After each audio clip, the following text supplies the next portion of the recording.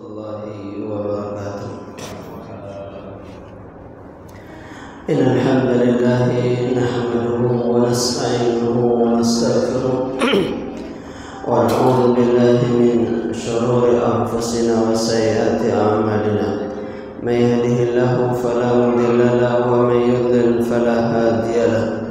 Asyhadu an la ilaha illallah wahdahu la syarika lahu wa asyhadu anna Muhammadan abduhu wa rasuluhu la nabiyya wa la rasula ba'da. Qala Allah ta'ala fil Qur'anil Karim, a'udzu billahi minasy syaithanir rajim. Bismillahirrahmanirrahim. Ya ayyuhalladzina amanu taqullaha haqqa tuqatih wa la tamutunna illa wa antum muslimun. وقال أيضا في آية أخرى يا أيها الناس اتقوا ربكم الذي خلقكم من نفس واحدة وخلق منها زوجها وبث منهما رجالا كثيرا ونساء واتقوا الله الذي تساءلون به والأرحام إن الله كان عليكم رقيبا. وقال أيضا يا أيها الذين آمنوا اتقوا الله وقولوا قولا سديدا يصلح لكم أعمالكم ويغفر لكم ذنوبكم ومن يطع الله ورسوله فقد فاز فوزا عظيما. أما بعد فإن أصدق الحديث كتاب الله وخير الهدي هدي محمد صلى الله عليه وسلم وشر الأمور محدثاتها وكل محدثة بدعة وكل بدعة ضلالة وكل ضلالة في النار. Hadirin jamaah Masjid Imam Syafi'i yang semoga senantiasa dirahmati Allah Subhanahu wa taala. Kita melanjutkan pembahasan kita di kitab Riyadhus Shalihin di hadis yang kalau di sini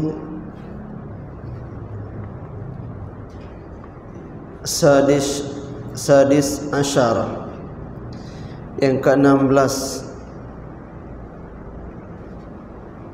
Kalau di yang antum pegang enggak tahu ya. Dari Abi Mas'udin Uqbah bin Amir Al-Ansari Al-Badri radhiyallahu anhu qala,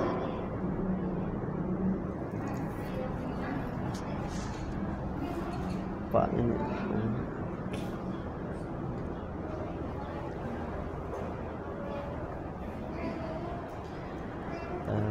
ganti pakai mic pegangan kali ini, agak saya atau ke depan bisa nggak? Bisa ganti pakai mic itu jadi pegangannya, bisa nggak?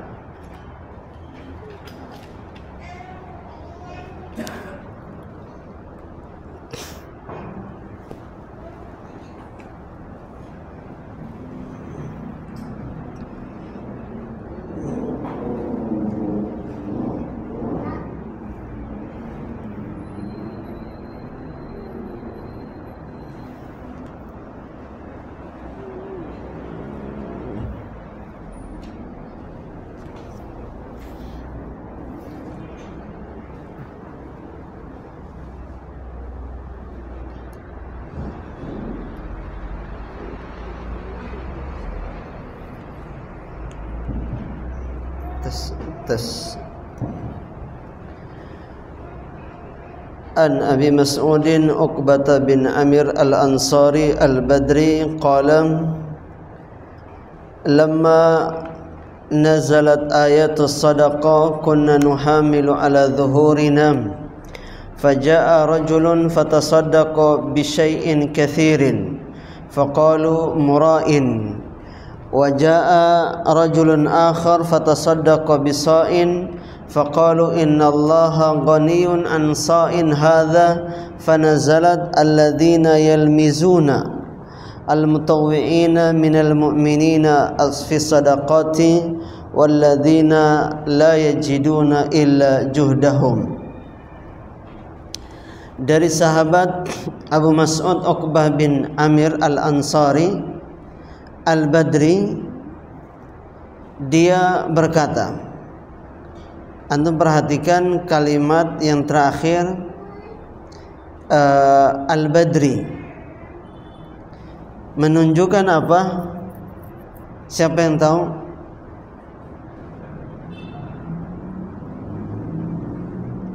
Siapa yang tahu apa yang dimaksud dengan Al-Badri? Betul. Ini julukan atau gelar yang spesial Al-Badri ini. Artinya dia peserta perang Badar. Dan satu-satunya peperangan yang pesertanya ikut, di belakangnya ditaruh gelar itu atau julukan itu Al-Badri. Seperti Hatib Abi Balta Al-Badri. Adapun peserta perang Uhud tidak disebut Uhudi. Saya Abu Bakar Uhudi enggak, atau Ahzab atau Khandaqi enggak, cuman Al-Badri. Kenapa? Karena peserta perang Badar semuanya dijamin masuk surga meskipun dia masih hidup dan berpotensi melakukan dosa. Seperti yang terjadi sering saya ceritakan tentang Hatib bin Abi Balta melakukan kesalahan. Ini dosa besar dia melakukan kesalahannya, yaitu membocorkan rahasia Nabi kepada keluarganya ada di Mekah ketika Fathu Mekah. Maka Jibril memberitahukan kepada Nabi bahwasanya Hatib mengirim surat kepada keluarganya di Mekah. Makanya akhirnya Nabi mengutus Ali untuk mengambil surat tersebut, dan Nabi waktu itu marah. Kata Nabi, "Ya Hatib, ma hadza? Ini surat apaan?" Kemudian Hatib mengakui, dan Umar waktu itu berada di sebelah Nabi mengatakan, "Dia telah menjadi munafik, biarkan saya bunuh orangnya." Tapi Nabi mengatakan jangan, karena dia peserta perang Badar. Jadi peserta perang Badar ini memiliki keistimewaan. Taib, dia berkata, lamma nazalat ayatus sadaqah, tatkala turun ayat tentang sedekah, kunna nuhamilu ala zuhurina, maka kami pun memikul barang, entah itu korma atau gandum, untuk ngasih sedekah ke Nabi. Faja'a rajulun fatasaddaqu bi syai'in katsirin. Ada yang datang bawa sedekahnya banyak sekali.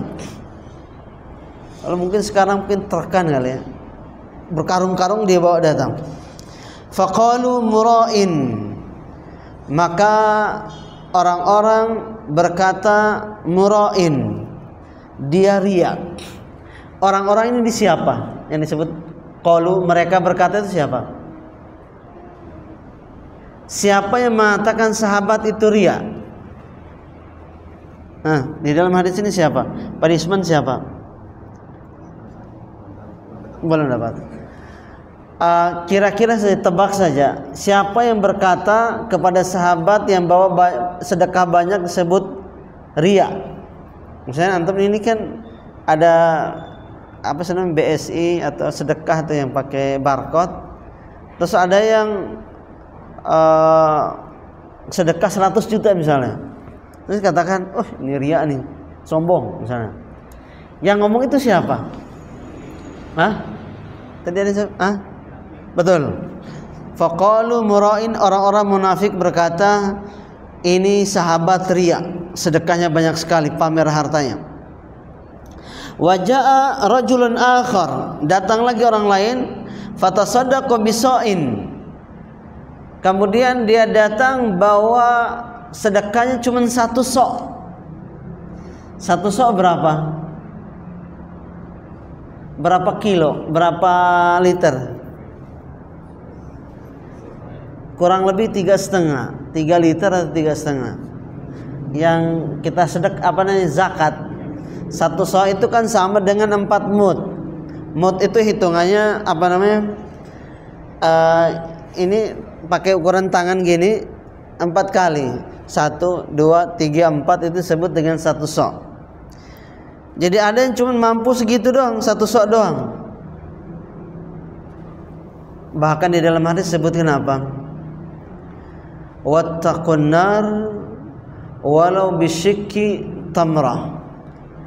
Lindungilah dirimu dari api neraka meskipun hanya bukan sebutir, setengah ini apa namanya, setengah sok. Ini dimatiin ya. Ini kurang kenceng suaranya. Pakai nanya. Suaranya kurang kenceng.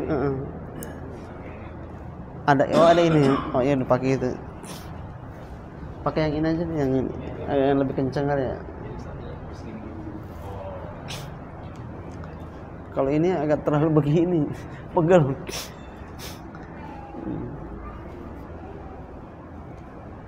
Masuk.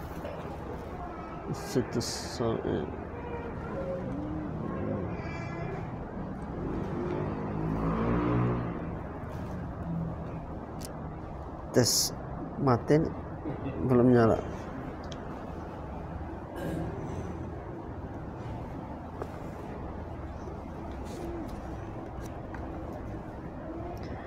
Tes ya. Mana tadi?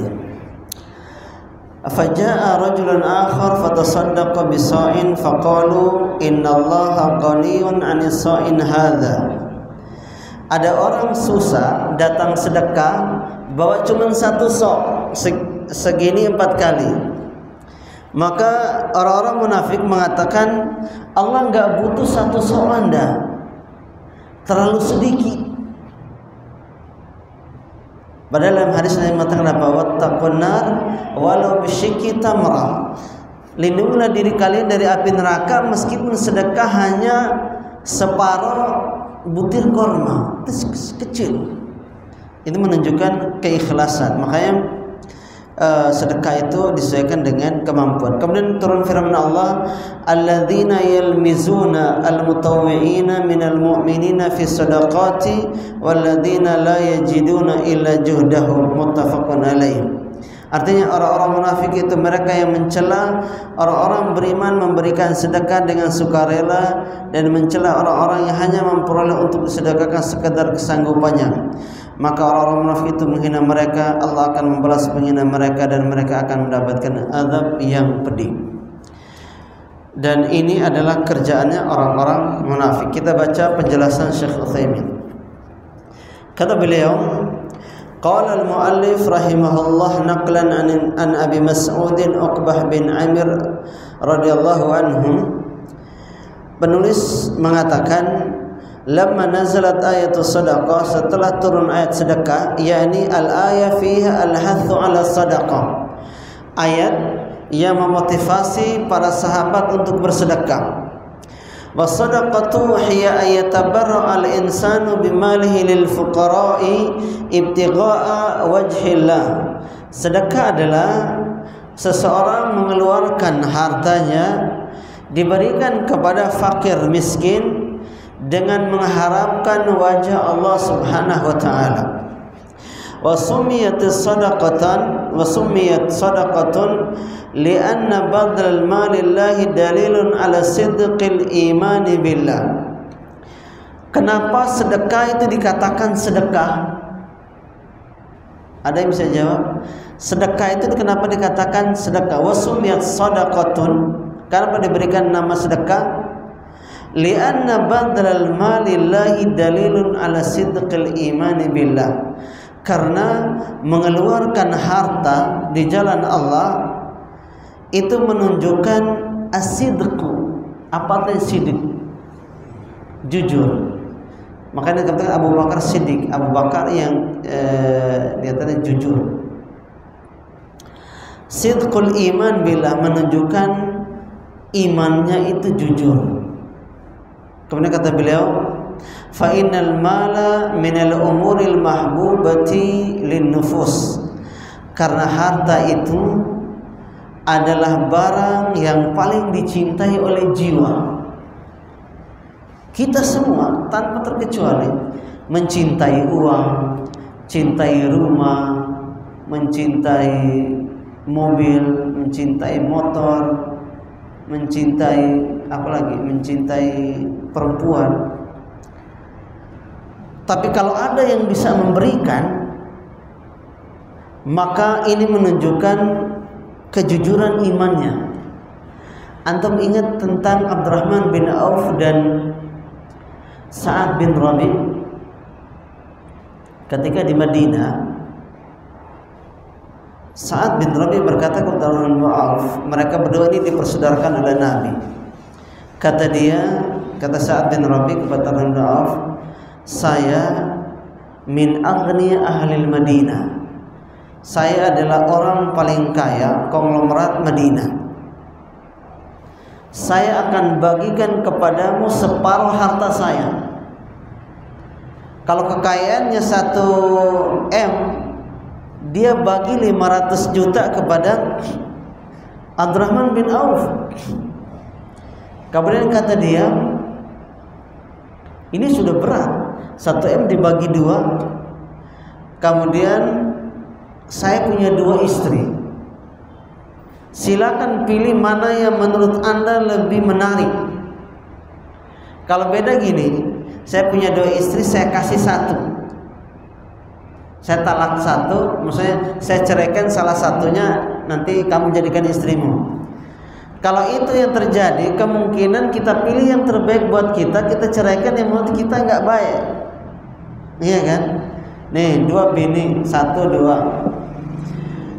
Kalau tawarannya Sa'ad bin Rabi, saya punya istri 2, saya ceraikan salah satu, selesai masa iddahnya kamu ambil, nikahi dia.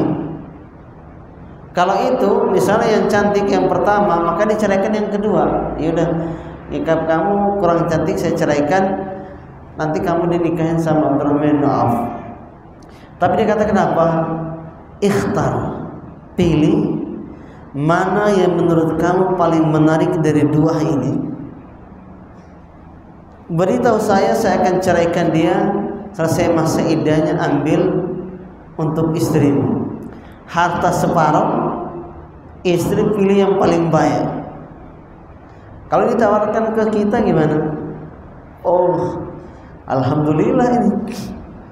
Tapi Abdurrahman bin Auf mengatakan la. Semoga Allah memberkahi hartamu dan memberkahi keluargamu. Dulani ala suq, tunjukkan kepada saya di mana pasar. Kisah ini Al-Ustadz Firanda Andirja pernah cerita ketika dia kuliah di Madinah.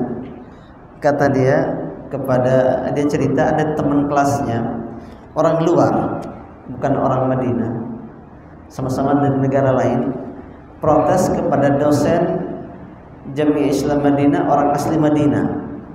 Kata dia gini, Syekh, aina dhahabal ansar? Kemana perginya orang-orang Ansar yang menawarkan separuh hartanya dan istrinya, anaknya kepada orang-orang Muhajirin? Maksud orang ini, mahasiswa ini adalah, kok sekarang nggak terjadi? Kita kuliah di sini nggak ditawarin harta, nggak ditawarin perempuan. Maka syekhnya juga cerdas. Kata dia, wa aina dhahabal muhajirun? Kemana perginya Muhajirin yang mana diberi nggak mau nerima? Satu berharap dikasih, satu katakan kemana pergi orang yang dikasih nggak mau nerima. Jadi ini menunjukkan kejujuran iman para sahabat sampai pada level di mana Allah memuji. Kan kalau Allah memuji, misalnya gini, antum memuji saya, antum nggak melihat hati saya, hanya lihat dari luar. Kita memuji orang itu hanya kita lihat dari luar. Tapi kalau Allah sampai memuji manusia, Allah kan melihat hatinya. Makanya sahabat itu Masya Allah, manusia terbaik yang Allah puji keimanan mereka. Bahkan Allah menjadikan standar masuk surga harus ikut siapa? Sahabat. Kata Allah di surat An-Nisa, wa may yushaqiqir rasul min ba'di ma tabayyana lahul huda wa yattabi ghayra sabilil mu'minin nuwallihi ma tawalla wa nuslihi jahannam wa sa'at masira. Kata Allah, siapa yang menentang Rasul SAW, setelah datang kepadanya kebenaran. Wa yattabi ghayra sabilil mu'minin, kemudian dia beragama dengan cara tidak mengikuti jalan kaum mukminin. Kaum mukminin bukan umat Islam Indonesia, maksud adalah kaum mukminin adalah para sahabat. Nawallihi matawalla, kami palingkan dia ke arah mana dia berpaling, wa nuslihi jahannam, kami akan masukkan dia ke dalam neraka jahanam, wa sa'at masir, dan jahanam adalah seburuk-buruknya tempat kembali. Baik, kemudian kata Syekh Utsaimin, qala Allah Ta'ala, Allah berfirman, wa tuhibbunal mala hubban jamma, kalian sangat mencintai harta benda. Jamman itu bahasa Arab artinya kathiran aziman, jadi benar-benar mencintai banyak. Makanya saya lihat kemarin haji itu ada netizen komentar, terus orang katanya gitu, kita itu harus kaya si fulan supaya bisa naik ke haji. Padahal yang saya tahu orang yang dipuji itu sumber penghasilannya minimal syubhat, maksimalnya haram, karena mereka terjun di industri, di tempat mencari uang adalah tempat yang syubhat bahkan haram.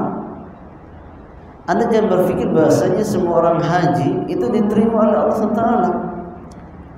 Misalnya ada jamaah haji datang, labbaik Allahumma labbaik, ya Allah aku penuhi panggilanmu, maka kata Allah, la labbaik wa la sa'daik, enggak, kami tidak terima hajimu karena kau berhaji dengan uang haram. Ini yang jadi masalah adalah orang-orang kita menjadikan standar orang-orang kaya adalah sumber kebenaran. Kalau dia kaya tapi dia 5 waktu di masjid, alhamdulillah, itu baru kaya. Dia kaya, kemudian dia bangun pesantren, dia bantu janda, anak yatim. Kalau kayanya pergi ke liburan di luar negeri, negara-negara kafir, maka sumber penghasilannya dipertanyakan. Nah, itu manusia mencintai harta yang banyak. Wa haitsu innal mahbuba la yubaddal illa liman huwa ahab minhu, fa idza baddalahu al-insanu ibtigha'a wajhillah kana dzalikan ala sidqil iman. Sesuatu yang dicintai kemudian dia berikan kepada orang lain dengan mengharapkan pahala di sisi Allah, kana dzalika dalilan ala sidqil iman. Ini menunjukkan benarnya, jujurnya keimanan dia kepada Allah Subhanahu wa taala. Kemudian kata beliau lanjutan, falamma nazalat hadhil ayatu ja'ala sahabatu yubadiruna wa yusari'una fi badli sadaqati ila Rasulullah sallallahu. Tatkala ayat ini tentang sedekah itu turun, para sahabat yubadiruna, bersegera, wa yusari'una, berlomba-lomba, fi badli sadaqati, untuk memberikan harta mereka kepada Allah, kepada Rasulullah sallallahu. Wa hadhihi adatuhum annahum idza nazalat ayatu bil awamiri badiruha wa amtathaluha. Dan ini kebiasaan baik sahabat. Kalau ada ayat turun berupa perintah, mereka bersegera untuk melaksanakannya. Wa idza nazalat bin nawahi badiru bitarkiha. Dan ketika turun ayat tentang larangan, mereka bersemangat untuk apa? Untuk meninggalkannya. Kata Syekh Utsaimin contohnya, walamma nazalat walihada lamma nazalat ayatul khamri allati fiha tahrimul khamr. Tatkala turun ayat tentang larangan minuman keras, khamr, wa balagat qauman minal ansar, ayat ini sampai kepada sebagian orang Ansar. Wa kana al-khamru baina aydihim yashrabuna qabla an yuharram. Dan gelas-gelas cangkir yang berisi minuman khamar berada di dalam genggaman mereka. Ini lagi megang nih. Mungkin kita tambahin lagi nih. Ini contoh saja. Salah satu minuman favorit khamar ini orang NTT hobi sekali minum khamar. Makanya Victor Leskodat menghalalkan Shopee. Ketika mereka lagi megang begini khamar, kemudian sampailah ayat larangan khamar di surat Al-Maidah ayat 90 itu. Kemudian kata Syekh famin hina ma sami'ul khabar aqla'u 'anil khamar. Seketika itu juga mereka mendengar tentang haramnya khamar, langsung mereka tinggalkan. Thumma kharaju bil awani yasubunaha fil aswaq hatta jarat khamru fil aswaq. Bukan hanya di tangan yang dibuang, tapi yang stok di dalam rumah mereka keluarkan, mereka tuangkan semuanya, dibuang. Kalau kita gimana? Larangan datang gimana? Antum ingat tentang larangan isbal, celana di bawah mata kaki. Itu debatnya berjilid-jilid. Debat sana, debat sini. Alasannya karena hadisnya muqayyad, tidak mutlak. Muqayyad dengan apa? Muqayyad dengan al-kibr. Jadi antum paham maksud muqayyad sama mutlak? Kalau muqayyad itu kalau dia diikatkan dengan sesuatu maka jadi haram. Kalau tidak maka boleh. Contoh misalnya gini. Rasulullah mengatakan man jarra thawbahu khuyala.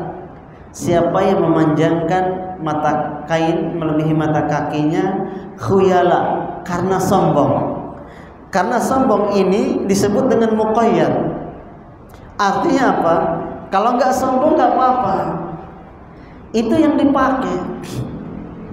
Kenapa? Subhanallah, Nabi ngomong A, kenapa kita memilih yang B? Tapi Syekh Utsaimin menjelaskan bahasanya kalau dia isbal dan sombong, maka neraka kemudian tidak dilihat oleh Allah dan tidak diajak bicara oleh Allah.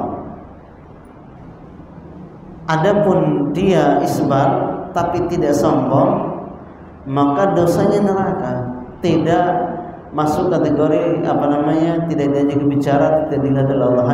Jadi mau sombong atau tidak sombong sama-sama ancaman neraka. Karena kalau kita lihat hadis yang lain kuat, contohnya Abu Bakar mengatakan, mereka mendirikan Abu Bakar boleh isbal. Abu Bakar itu pertama celananya melorot.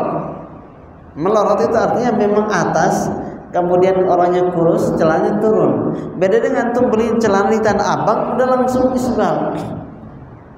Jadi Abu Bakar udah ada usaha tapi melorot. Kemudian kedua, yang mentazkiyah Abu Bakar itu Nabi. Kenapa tidak tazkiyah Umar, Utsman dan Ali? Pertanyaannya, apakah Utsman, Umar, Ali sahabatnya kalau isbal mereka sombong? Jawabannya tidak. Tapi mereka tetap dilarang. Bahkan ketika Umar bin Khattab ditikam oleh Abu Lu'lu' al-Majusi Fairuz dalam keadaan sakaratul maut, perut terbelah, usus keluar, tapi masih bisa ngomong. Datang seorang anak muda bertakziah, mengucapkan bela sungkawa bahwa Umar tak lagi mati. Kemudian dia pulang, dari belakang Umar lihat celananya isbal, maka dipanggil oleh Umar, "Ta'al sini." Kata Umar, "Irfa' thawbak." Angkat kainmu. Itu akan lebih suci untuk kainmu sendiri dan lebih suci hatimu karena engkau taat kepada perintah Rasulullah SAW. Jadi menunjukkan bahwasanya perkara itu bukan perkara yang sepele, yang mana kalau kita sulit menerimanya. Kemudian wa hadha huwal wajib ala kulli mu'min idza balagha 'anillahi wa rasulihi syai'un ayubadiru bima yajibu alaihi min imtithali hadzal amr aw ijtinab hadzal nahy. Maka wajib bagi seorang mukmin ketika sampai kepadanya ada perintah Allah dan Rasulnya, hendaknya dia bersegera untuk mengerjakannya atau bersegera untuk meninggalkannya kalau itu berupa larangan. Kemudian kata Syekh Utsaimin, al-muhim huna anna sahabata bada'u ya'tuna bisadaqah kullu wahidin yahmilu biqudratihi min as-sadaqah ila Rasulullah sallam.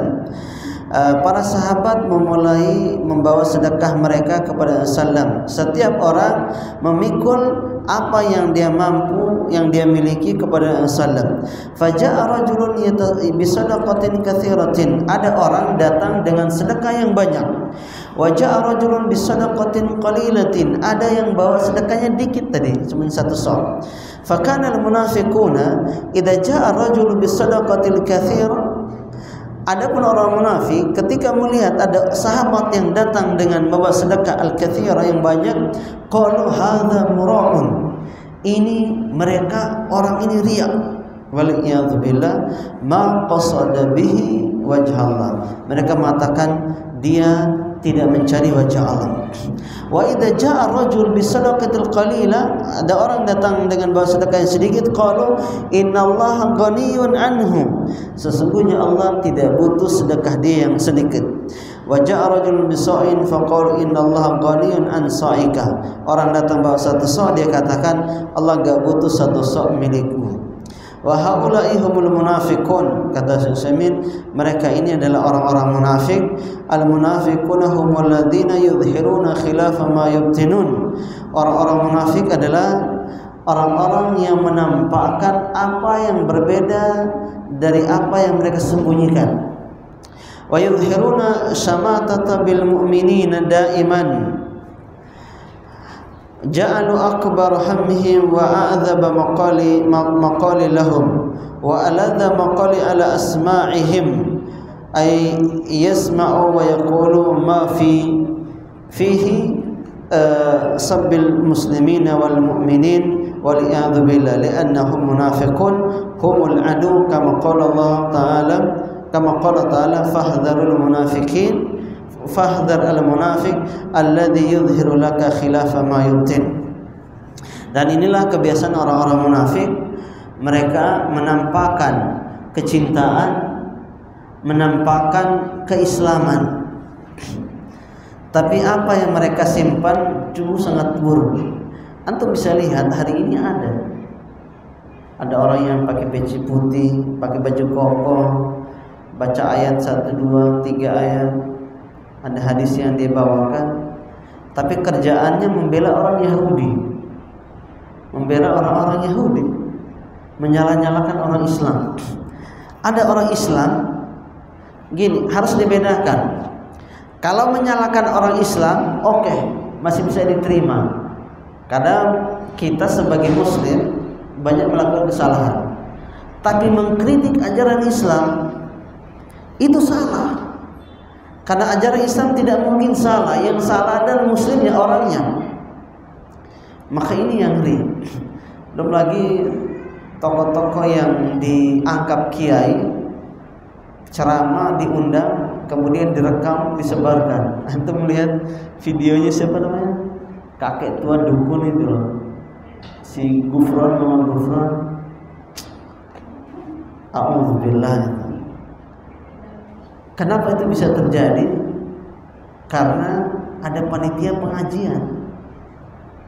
Kalau bisa di sini Pak Disman lagi.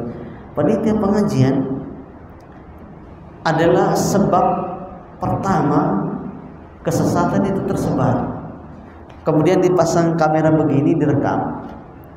Dia ngundang ustadz bukan ustadz, suruh ceramah direkam, kemudian diupload. Kemudian jadi kiai, cium tangan kiri kanan ketika ketemu. Alhamdulillah. Antum mengerti apa yang dia omongin tentang bahasa makoli, bahasa semut lah, bahasa dialog dengan malaikat Jibril. Dusta di atas kedustaan. Makanya Nabi mengatakan benar ya, kalian kalau hidup setelahku kalian akan banyak melihat penyimpangan. Ketika antum sudah mengenal makna salaf, maka antum alaiha bin nawadij, ikat dengan gigi geraham kalian. Karena di dalam kita belajar kajian sunnah tidak pernah menokohkan si ustaz. Kalau ustaz benar antum ambil, maksudnya dalam ceramahnya kebenaran. Kalau salah ya sudah, jangan diambil. Dan tidak perlu cium tangan kiri kanan sampai menundukkan badan, sampai sisa minuman diminum. Ngapain? Kalau saya penyakitan antum minum, menular antum. Tidak ada keberkahan kecuali tabarruk dengan sisa, kecuali keberkahan Nabi. Ketika Nabi selesai minum atau Nabi meludah, para sahabat mengambil itu dengan sebagai tabarruk. Adapun selain Nabi tidak. Sekelas Abu Bakar itu tidak. Padahal Abu Bakar adalah manusia terbaik nomor 2 setelah para Nabi dan Rasul. Sahabat tidak pernah memperebutkan air ludah Abu Bakar. Baik, kita lanjutkan. Wa haula'i فهؤلاء صار إذا جاء رجل بكثير قالوا هذا مراد وإن جاء بقليل قالوا إن الله غني عن صائك. Kemudian ini penjelasannya sama. Kita lanjutkan ke hadis yang berikutnya. Ini hadisnya panjang sekali. Hadis Sa'id bin Abdul Aziz. An Sa'id bin Abdul Aziz an Rabi'ata bin Yazid an Abi Idris al-Khawlani an Abi Dzarrin Jundub ibni Junada radhiyallahu anhu anina sallam, dari Abu Dzar al-Jundub Abu Dzarrin Jundub bin Junada radhiyallahu anhu anina sallam, dari sallam fi ma yarwi anillahi tabaraka wa ta'ala annahu qala, Allah berfirman dalam hadis qudsi, ya ibadi inni haramtu dzulma ala nafsi wa ja'altuhu bainakum muharraman fala tadzalamu. Wahai hamba-hambaku, kata Allah, inni haramtu dzulma ala nafsi, saya mengharamkan kezaliman untuk diriku. Wa ja'altuhu bainakum muharraman fala tadzalamu, maka aku haramkan kezaliman itu di antara kalian. Fala tadzalamu, maka kalian jangan saling menzalimi. Kemudian lanjutannya hanya ya ibadi, wahai hamba-hambaku, kullukum dhalun illa man hadaituhu, setiap kalian sesat kecuali orang yang aku berikan hidayah. Fastahduni ahdikum, mintalah hidayah kepadaku, aku akan berikan kalian hidayah. Ya ibadi kullukum ja'i'un illa man at'amtuhu, setiap kalian lapar, kelaparan, kecuali orang yang aku beri makan kepadanya. Fastat'imuni ut'imkum, maka mintalah makan kepadaku, aku akan berikan kalian makanan. Ya ibadi, wahai hamba-hambaku, kullukum arin, semua kalian telanjang, illa man kasautuhu, kecuali orang yang aku beri pakaian. Fastaksuni, mintalah pakaian dariku, aksukum, aku akan berikan kalian pakaian. Ya ibadi, innakum tukhti'una bil-laili wan-nahari wa ana aghfiru dzunuba jami'an.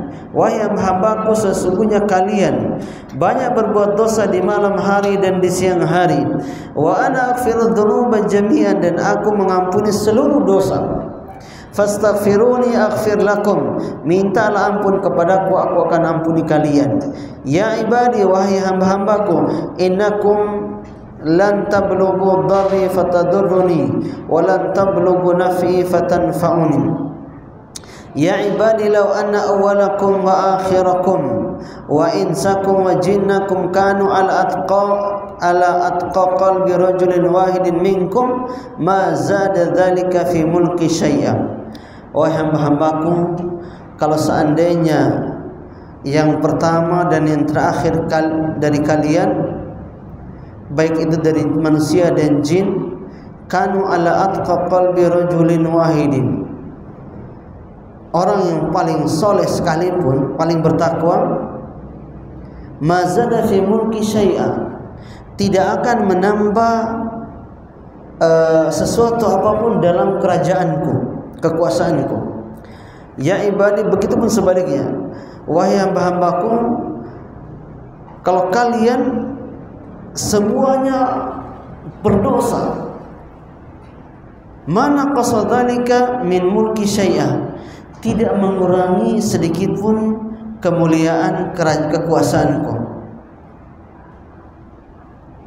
Kemudian dia katakan, kalau seandainya kalian semua, jin dan manusia, berada di sa'idin wahidin, sebuah lokasi tempat tanah lapang, fasa'aluni, kemudian kalian semua minta satu-satu, fa'ataitu kulla insanin mas'alatahu, aku akan berikan setiap kalian permintaannya. Antum bayangkan manusia dari Nabi Adam sampai terakhir, jin pertama sampai jin terakhir, kumpul satu tempat lokasi tanah lapangan, permintaannya beda-beda. Ada yang minta ini, minta itu. Kata Allah apa? Fa'ataitu kulla insanin mas'alatahu, aku akan berikan setiap orang dari miliaran, triliunan orang, jin dan manusia, permintaannya setiap orang aku berikan. Mana qasadalika mimma indi ila kama yanqusu mikhyatu idza udkhila fil bahri, tidak mengurangi sedikit pun kekayaanku. Cuma bayangkan, seluruh manusia, seluruh jin kumpul minta. Kalau seandainya kita nggak usah mintanya aneh-aneh, tapi semuanya minta sama, minta beras 10 kilo per orang, minta beras 10 kilo. Itu berapa banyak beras tuh? Jin dan manusia, setiap individu minta beras 10 kilo. Kata Allah, tidak mengurangi sedikit pun stok, kalau kita katakan stok beras di sisiku, seperti jarum dicelupkan ke dalam air laut, kemudian nyangkut air itu ada di dalam lubang jarum sedikit. Itu kan air yang di lubang jarum itu dengan jumlah air laut yang banyak. Itu seperti seluruh manusia minta, Allah kasih segitu doang yang Allah kasih, sisanya masih banyak. Itu yang di dunia, apalagi di akhirat. Jadi perkara ini, kalau kita pikir pakai logika kita, akal kita ini nggak nyampe. Antum bayangkan saja, orang yang paling terakhir masuk surga itu diberikan kekuasaan 10 kali lipat bumi. 10 kali, ini bumi ini luas, 10 kali lipat, itu kerajaannya. Nggak ada sejarah ada raja yang menguasai seluruh dunia, nggak ada. Tapi ini orang masuk surga paling belakang setelah paling lama di dalam neraka, dikasih 10 kali lipat. Itu kerajaan di dunia.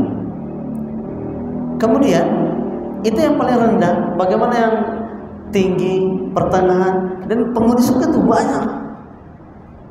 Artinya nikmat itu luar biasa, dan itu sama sekali tidak mengurangi kemuliaan, kekayaan Allah Subhanahu wa ta'ala. Kita baca penjelasannya.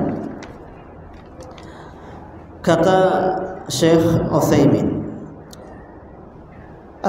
qala al-muallif rahimahullah fima naqalahu an Abi Dzar annahu qala fima yarwihi an rabbih tabaraka wa ta'ala, yani Rasulullah sallallahu haddatsa anillah. Jadi Nabi berbicara, bersabda tapi dari Allah.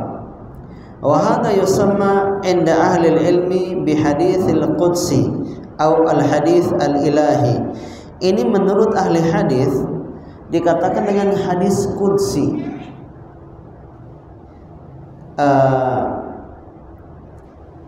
Apa bedanya firman Allah dalam Al-Quran, hadis Nabi, dan hadis Qudsi? Siapa yang bisa sebutkan perbedaannya secara sederhana saja? Siapa nama antum? Lupa ada. Sukirno. Coba antum sebutkan perbedaannya. Salah nggak apa-apa. Beda Al-Quran, hadis Qudsi, dan hadis Nabi. Al-Quran dulu, dari Al-Quran dulu.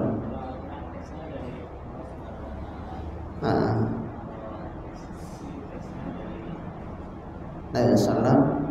Kemudian hadis Nabawi.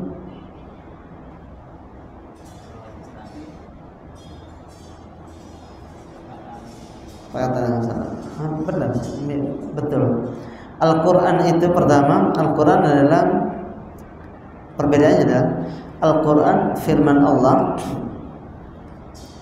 yang tertulis dari Al-Fatihah sampai An-Nas, yang membacanya per huruf dikasih pahala 10, dan lafaz dan redaksinya ada sebut dengan lafaz Al-Quran dan redaksinya dari Allah. Adapun hadis Qudsi, redaksinya dari Allah, lafaznya dari Nabi, dibaca tidak mendapatkan per huruf pahala 10. Adapun hadis Nabi, redaksi dan lafaz murni dari Nabi. Itu bedanya hadis Qudsi, hadis Nabawi, dan ayat Al-Quran. Itu di dalam mustalahul hadis itu dibahas perbedaannya.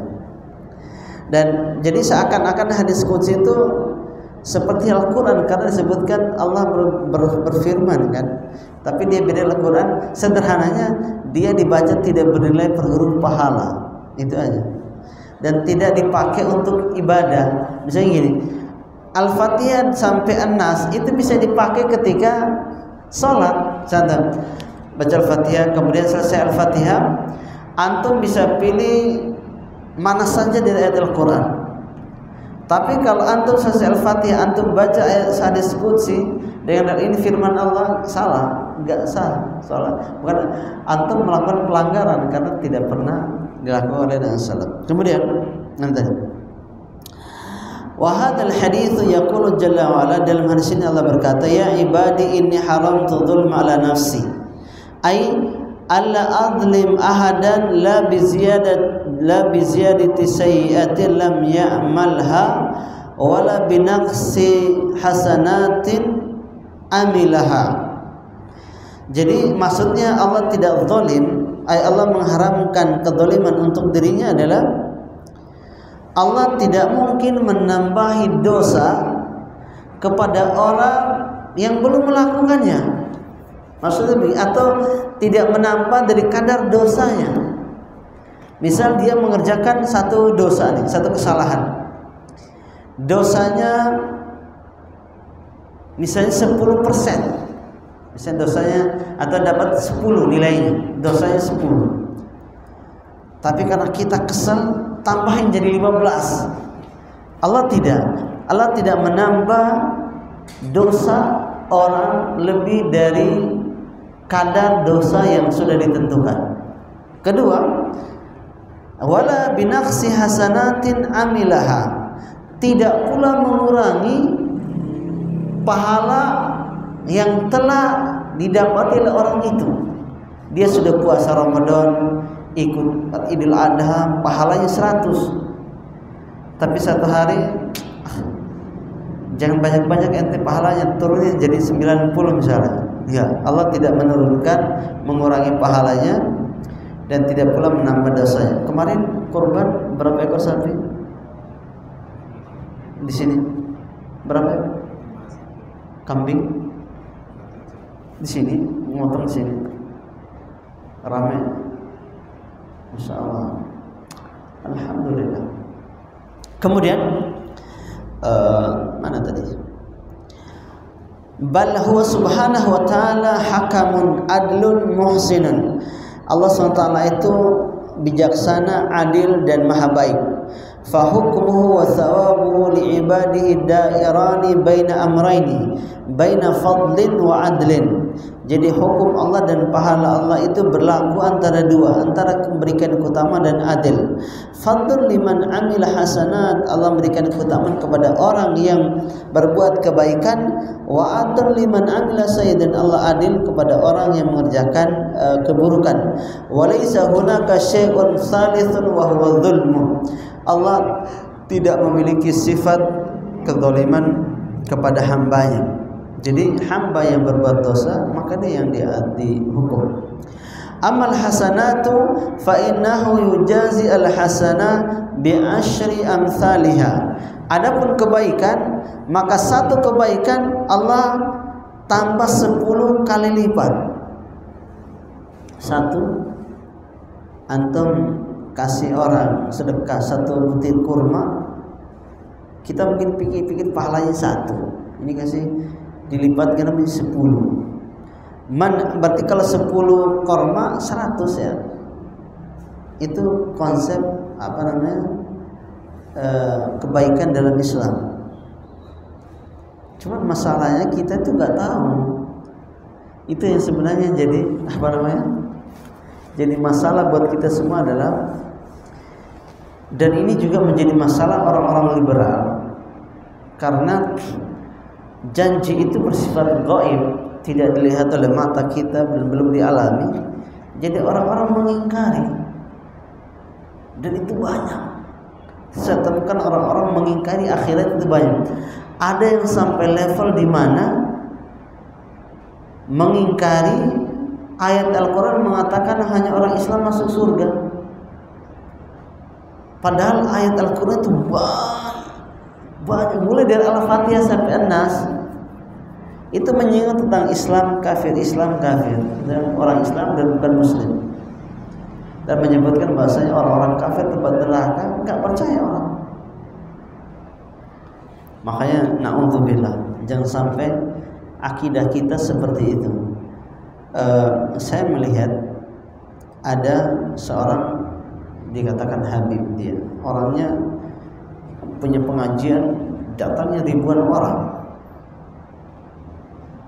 tapi dia punya logo, punya pengajian itu ada logo pengajiannya, foto dia, terus ada gambar lingkaran, terus ujungnya ada salib, ada logo agama yang lain selain Islam, termasuk Islam. Terus captionnya dilingkar itu segini: surga bukan hanya milik satu golongan, surga milik semua golongan. Maksudnya yang Hindu masuk surga, yang Buddha masuk surga, yang Kristen masuk surga, Konghucu masuk surga, ajaran Mama Gufron masuk surga. Jadi bukan hanya orang Islam yang masuk surga. Antum tahu perkataan ini kelihatan sederhana, tapi apa yang terjadi efeknya?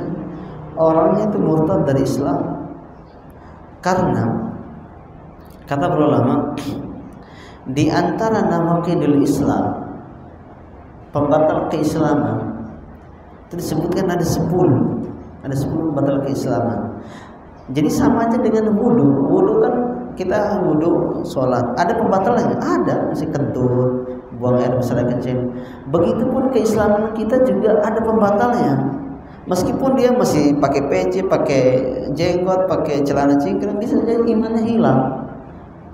Di antaranya Syekh bin Baz menyebutkan poin ketiga, ada 10. Poin ketiga adalah faman lam yukaffiril musyrikin. Orang Islam yang tidak mengkafirkan orang selain Islam, dia kafir, dia yang kafir. Kita kalau tidak mengkafir orang kafir, kita yang kafir. Kedua, au syakka fi kufrihim, atau ragu dengan kekafiran mereka. Ini jangan-jangan dia masuk surga juga, dia baik ini. Kemudian terakhir, masih poin ketiga, as-sahaha madhhabahu kafar, atau membenarkan agama mereka, maka dia keluar dari Islam. Maka ini ngeri. Akidah harus kita tanamkan. Kita dibenci, ya memang harus dibenci.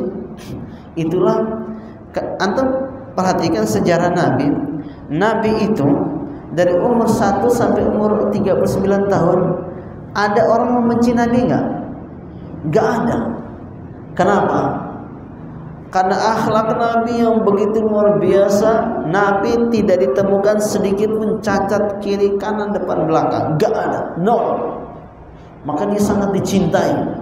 Sepakat Abu Jahal, Abu Lahab, Umayyah bin Khalaf, Utsbah bin, semua orang musyrikin cinta sama Nabi sebelum jadi Nabi.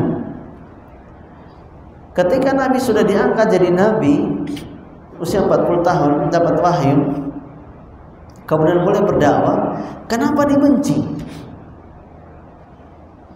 Padahal akhlak Nabi malah tambah bagus. Jadi kenapa dibenci? Karena konsekuensi dari la ilaha illallah. La ilaha artinya apa? Nafi. Engkau harus mengingkari Tuhan selain Allah. Kemudian ilallah isbat. Engkau harus menetapkan Allah sebagai Tuhan. Jadi konsekuensi kita berla ilaha illallah itu bukan hanya menetapkan Allah. Gimana? Siapa Tuhan? Allah. Kamu cinta Allah, cinta. Kamu cinta Nabi, cinta Nabi. Terus bagaimana dengan Tuhannya orang Hindu, Tuhannya orang Kristen? Iya baik, Tuhannya juga baik. Silakan kamu beramal, kamu masuk surga. Bukan itu dituntut dari kita menjadi la ilaha, makanya engkau la ilaha, tidak ada ilah, artinya enggak ada, Tuhannya enggak sah, harus mengingkari. Itu konsekuensi dari berla ilaha illallah ketika kita bersyahadat. Makanya konsekuensi kita dibenci. Kemudian tadi mana?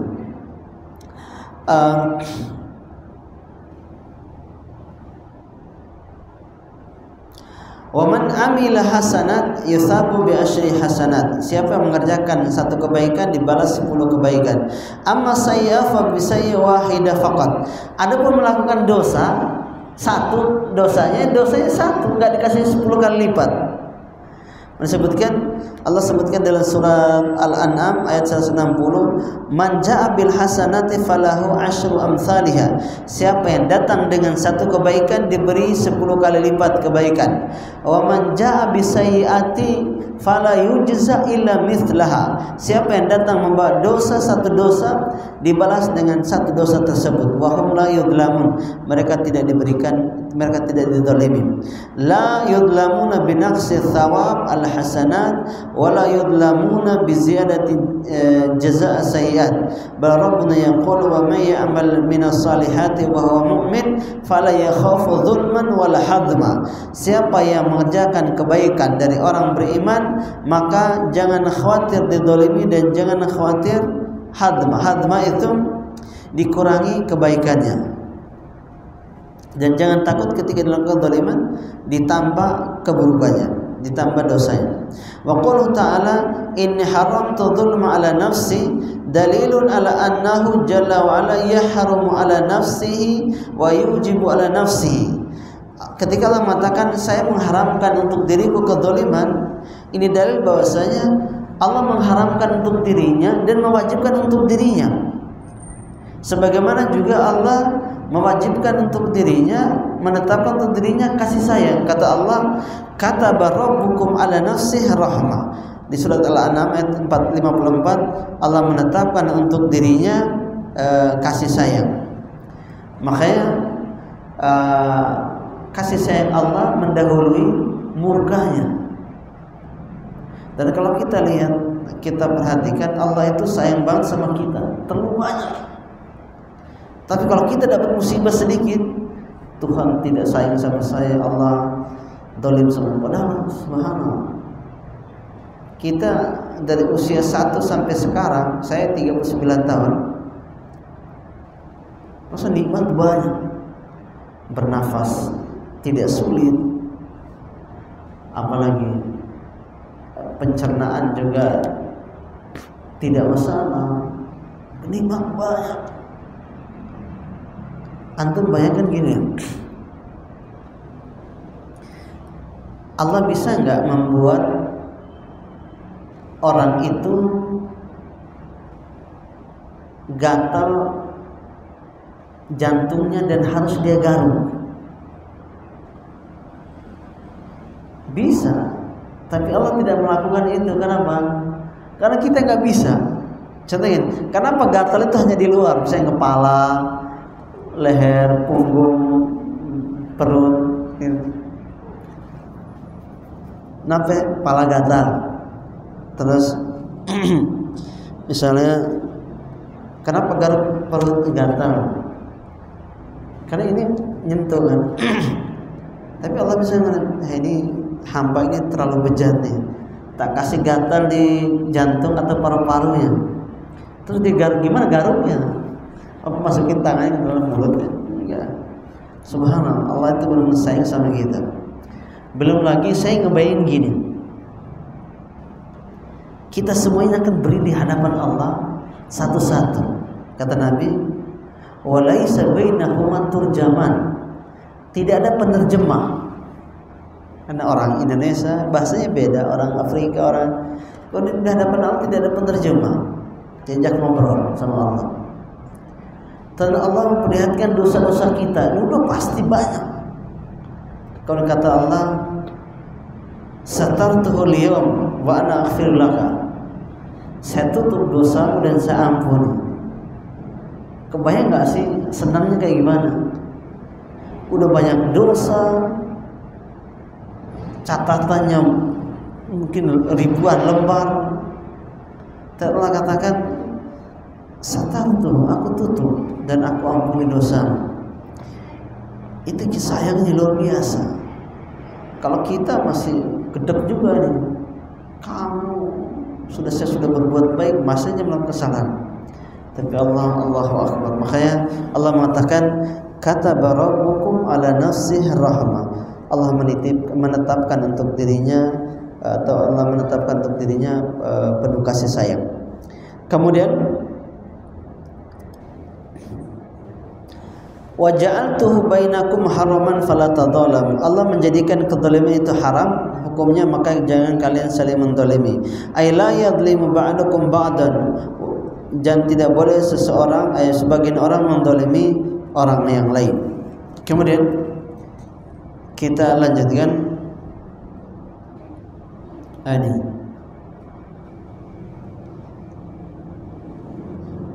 Di antara bentuk kezaliman adalah Syekh menyebutkan mengambil jasad atau sebagian tubuh mayat. Ada kan ya, di rumah sakit ada orang meninggal kecelakaan, jantungnya diambil atau apanya lah, pokoknya ginjal lagi apa ya, diambil kemudian dipasang di orang yang hidup. Ini haram hukumnya. Apalagi sampai jual ginjal. Itu sebenarnya terjadi apa enggak sih? Maksudnya Anda cuma hanya lihat baca, tapi beneran enggak sih ada praktek jual beli ginjal? Nah, yang antum tahu ada? Ini sangat zalim. Allah berikan organ tubuh yang dijual. Yang mati saja ini udah mati, artinya udah putus kehidupannya. Itu haram hukumnya diambil atau dijual, apalagi yang masih hidup. Makanya katanya, wa alam anna kasral adam al mayyit ka kasri hayy ka kasrihi hayyan. Katakanlah bahwasanya engkau mematahkan tulang si mayat atau mengambil bagian organ tertentu sebagaimana engkau mengambilnya atau mematahkan tulangnya ketika dia masih hidup. Kama ja'a dzalika sallam, sebagaimana datang dalam hadis Nabi sallam, ini disahihkan Syekh Al-Albani, fal mayyitu muhtaramun la yajuzu an yu'khadh min a'dha'ihi syai'un. Orang yang sudah meninggal itu dia mulia, tidak boleh diambil sedikit pun organ tubuhnya atau anggota tubuhnya. Wala an yuksar min a'dha'ihi syai'un, tidak pula dihancurkan, dipatahkan tulangnya. Li'annahu amanah wa sawfa yub'ats bikamilihi yaumil qiyamah. Karena itu adalah amanah, karena dia akan dibangkitkan sesuai dengan kesempurnaan tubuhnya. Kalau jantungnya ginjal diambil, bangkit kurang. Wa idza kana dzalika fala yajuzu an tu'khad minhu syai'an fa idza kana dzalika fala yajuzu an ta'khudh minhu syai'an. Kalau begitu kamu tidak boleh mengambil sedikit pun dari bagian tubuhnya. Kata beliau, walihada nassa fuqaha al-Hanabila rahimahullah, maka pendapat mazhab Imam Ahmad bin Hanbal ala annahu la yajuzu an yu'khadh min al-mayyit syai'un min a'dha'ihi, tidak boleh mengambil sedikit pun anggota tubuh mayat yang sudah meninggal, walau asabihi, meskipun si mayat memberikan wasiat kepada ahli warisnya. Misalnya katakan, kalau saya sudah meninggal, tolong ambilkan misalnya apa, ginjal saya, kasih ke anak saya biar dia bisa pasang ginjalnya. Misalnya contoh saya. Kemudian kata beliau, wa dzalika li anna al-mayt muhtar kama anna al-hayy muhtar, fa idza akhadna min al-mayt udwan aw kasarna minhu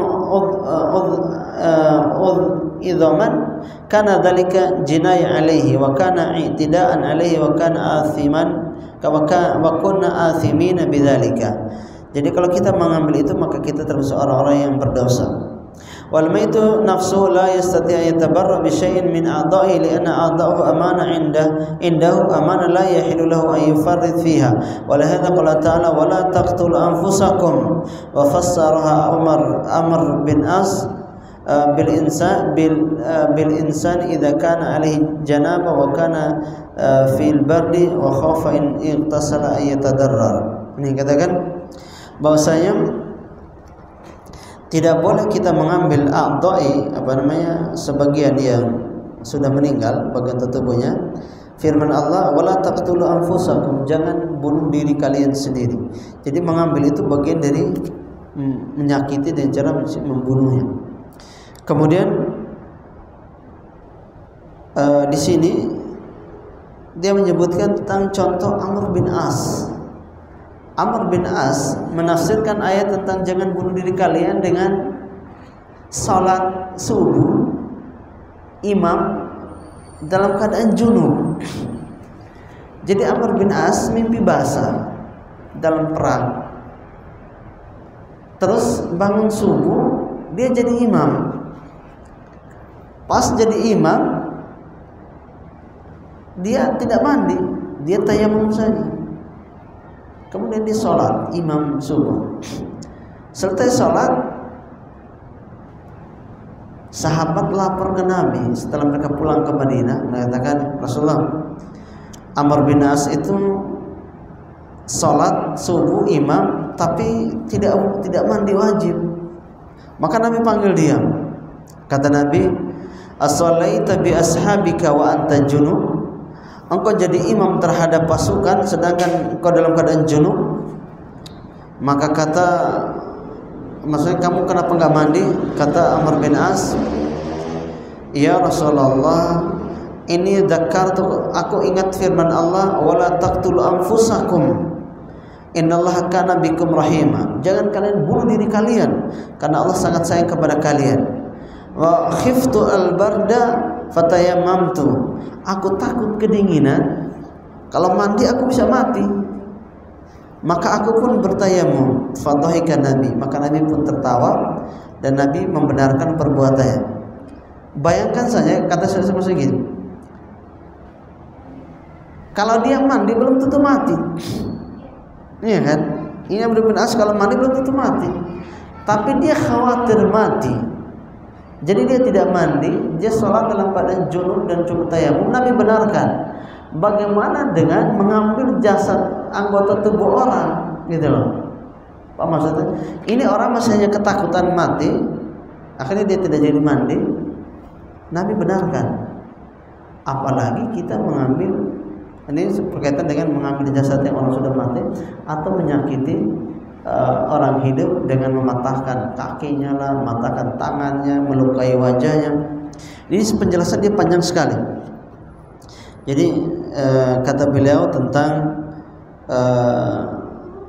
menyakiti di sini orang yang hidup itu bisa dengan cara menghilangkan nyawanya sekaligus membunuh atau membacoknya. Intinya ada darah yang keluar dari tubuhnya, engkau lukai, maka tidak boleh dilakukan karena ini kezaliman. Terus pertanyaannya adalah, kalau kita yang dizalimi, apakah kita boleh bela diri? Misalnya kita dibegal di jalan, apakah kita boleh membunuh si begal? Siapa yang bisa jawab? Kalau kita diserang, kan kita nggak boleh memulai. Tapi kalau kita diserang di luar, boleh kita bela diri dan boleh kita bunuh itu orang. Itu begal di jalan. Jangankan begal, mengintip rumah orang saja itu boleh dicolok matanya. Misalnya ada orang lewat, rumah orang ketutup, atau dia pengen ke rumah orang tersebut, dia assalamualaikum, assalamualaikum, kagak ada yang jawab, ketuk pintu berkali-kali, tapi dia inisiatif, mungkin ada tapi tidur, dia ngintip lewat jendela, orang di dalam ada, ditusuk matanya, itu tidak wajib qisas, karena tidak boleh melihat atau mengintip orang dalam rumah, karena orang dalam rumah bisa saja kalau perempuan dia lepas jilbab, pakai baju yang tidak syar'i. Artinya rumah kan tempat untuk berlindung dari pandangan manusia. Kemudian dia melihat, maka dia jatuh dalam dosa. Habis waktunya. Oh, masih ada. Kemudian ini panjang sekali ini penjelasannya. Poin berikutnya mana tadi?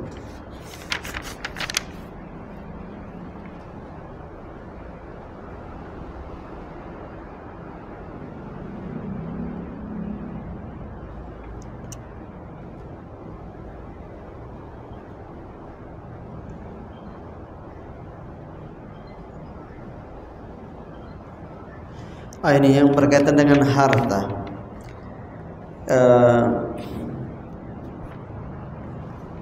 Diharamkannya mengambil harta manusia. Wa amwalukum fa innal amwal qad haramallahu ala ba'dina ayakhudha min mali akhihi bighairi haqqin.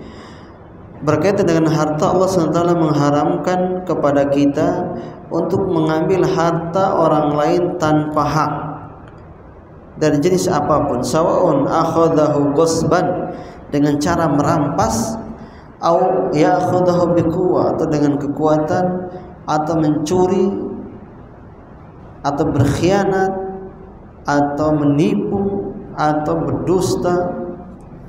Ini termasuk juga ngutang nggak mau bayar, pinjam duit orang tidak mau bayar, ini berat hukumannya di akhirat kelak.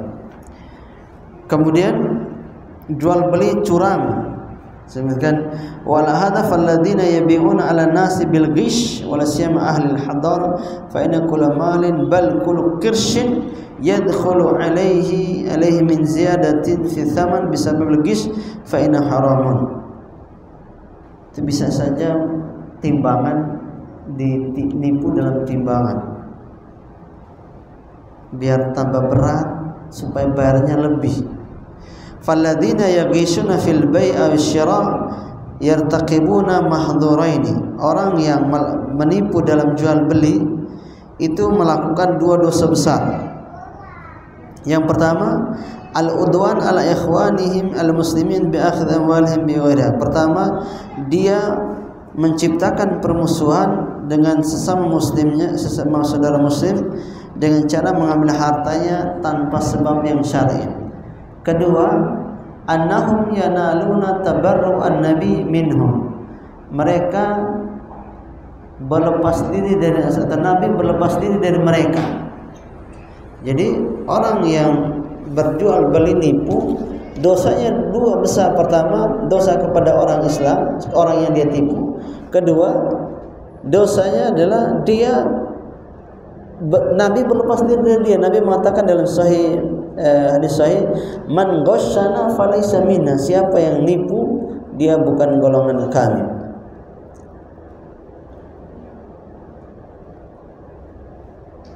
Dan ini juga kadang berlaku di hewan kurban.